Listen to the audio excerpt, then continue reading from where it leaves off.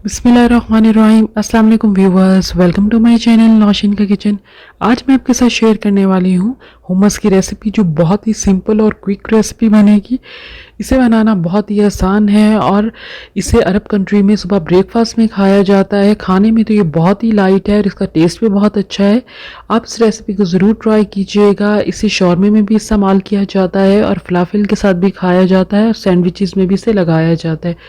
तो चलें स्टार्ट करते हैं हुमस बनाना। इससे पहले अगर आप मेरे चैनल पे न्यू हैं तो प्लीज़ मेरे चैनल को सब्सक्राइब कीजिए, लाइक कीजिए और अपनी फैमिली और फ्रेंड के साथ मेरी रेसिपीज़ को शेयर कीजिएगा। चलें स्टार्ट करते हैं।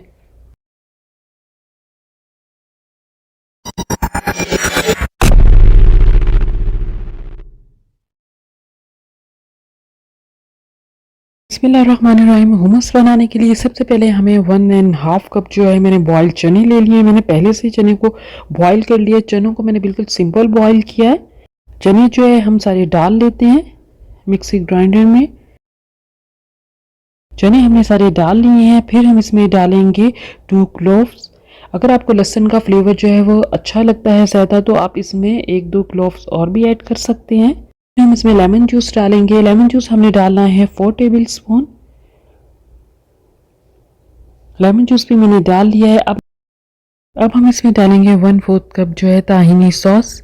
ताहिनी सॉस अगर आपके पास घर में नहीं है और तिल मौजूद हैं तो आप 3 टेबल स्पून तिल ले लीजिए। उसको फ्राई पैन में हल्का सा रोस्ट कीजिए और मिक्सी ग्राइंडर में डाल के उसका पाउडर बनाएं। और जैसे आप उसको पाउडर बना लेंगे फिर उसमें 4 टेबल स्पून आप ऑलिव ऑयल डालें और उसको अच्छी तरह मिक्स करें। आपको बहुत अच्छा ताहिनी सॉस घर में ही रेडी हो जाएगा। फिर ज़ीरा पाउडर डालेंगे 1 टीस्पून। नमक हम इसमें डालेंगे 1/4 टीस्पून। अब एंड में हम इसमें जैतून का ऑयल डालेंगे। इसका टेस्ट बहुत अच्छा आता है हुमस में, आप इसे लाजमी डालें।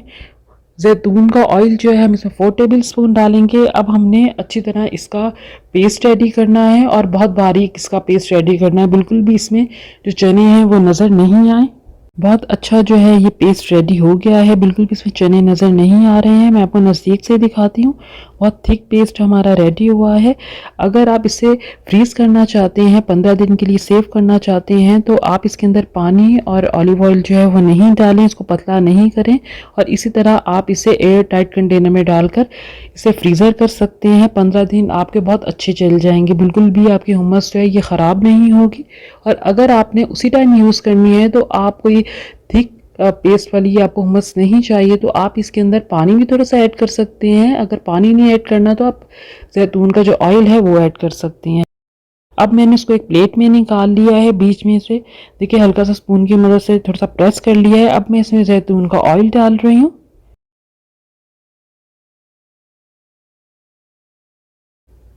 ऑलिव्स जो हैं वो हम डाल रहे हैं। अगर आप ऑलिव्स नहीं डालना चाहते तो वो आपकी मर्जी है।